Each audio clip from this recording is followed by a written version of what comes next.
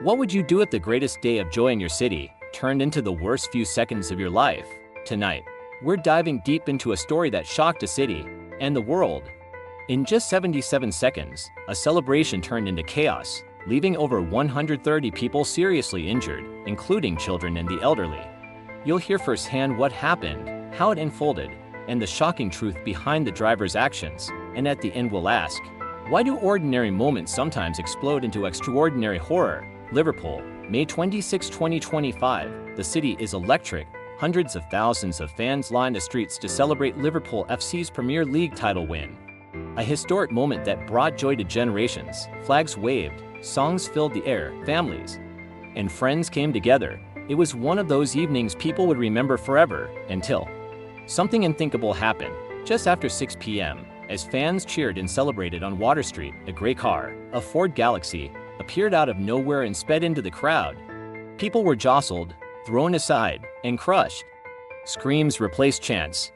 The sound of bodies hitting metal echoed through the streets.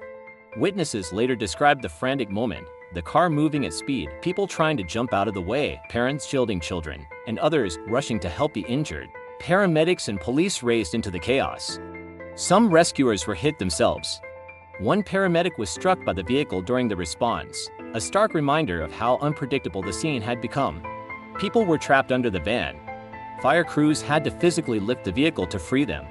Hospitals filled with wounded fans, some in critical condition, but there were no deaths, something many people later called a miracle, given how many were injured. The driver was soon in custody. He was identified as Paul Doyle, a 54-year-old former Royal Marine with a past that surprised those who knew him. His neighbors described him as a normal family man, someone you wouldn't expect to be at the center of such violence. But the footage told a different story. Instead of waiting for the crowds to clear, Doyle accelerated repeatedly into the masses, hitting group after group of fans as they celebrated.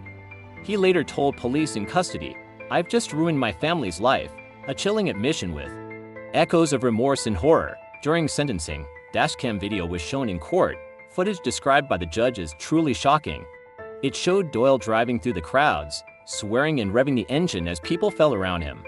He pleaded guilty to 31 offenses, including dangerous driving and grievous bodily harm, charges that now carry a 21.5-year prison sentence.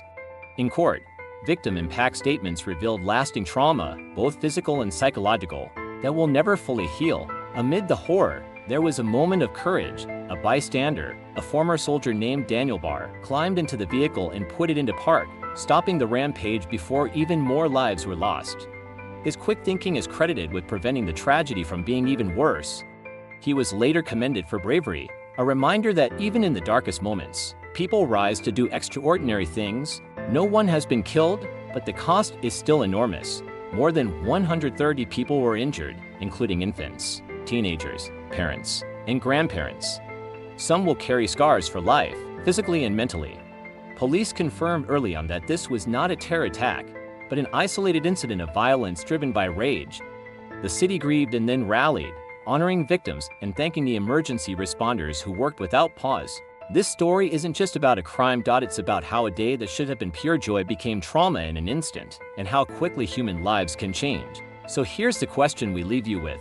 What turns a normal person into someone capable of so much harm in just a moment of rage? Is it anger, fear, a life weighed down by unseen struggles, or something deeper still? Let us know what you think in the comments.